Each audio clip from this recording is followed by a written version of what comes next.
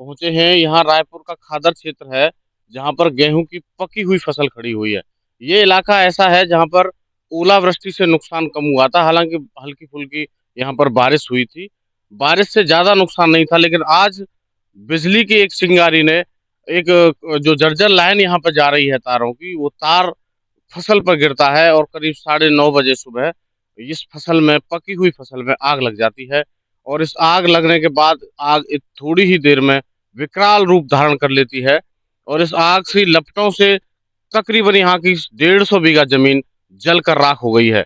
अगर गांव के लोगों ने इकट्ठा होकर अपने ट्रैक्टरों से, अपने फावड़ों से, अपने जो इस पर हथियार मिला, उससे सारा फसल को बचाने की कोशिश की और कहीं हद तक जद्दोजहद करने के बाद फसल को बचाने में कामयाब भी रहे हैं। आपको मैं दिखाता हूँ, जो तार है बिजली का, ये बिजली का तार था। इसे टूटने के बाद और ये फसल जो है जली, फसल में आग लगी। आग लगने के बाद किस तरह का माहौल बना, हम जानेंगे। क्या नाम है आपका? मेरा नाम योगेंद्र है, गांव रायपुर है। आज सवेरे 9:30 बजे बिजली के तार टूटने से आग लग गई रायपुर खादर में। एक भयंकर बहुत बड़ा रूप बना लियो। ट्रैक्टर पे ऊपर चढ़ के ट्रैक्टर पाँव आंच में कर चलाए, बिल्कुल मेरे हाथ में लग गई। मेरे जलती हुई आंच में कर चलाए ट्रैक्टर, जब जाके कवर करी है। करीबन करीबन 150 बीघे जमीन है, पजर के बिल्कुल राख हो गई है। बिल्कुल बेकार, किसान साल भर की पैदाए धान मरे गए।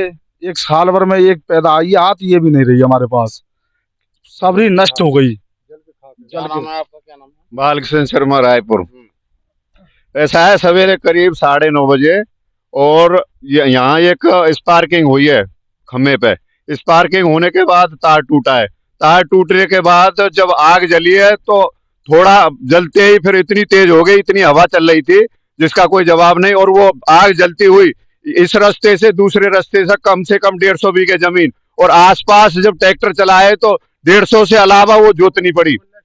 बहुत भयंकर रूप था, जो भी जाता था आग रुकने नहीं देती। ट्रैक्टर भी, कई ट्रैक्टर तो जुबानों को खराब हो गए हैं आग की वजह से, जो लपेट में आ गए हैं।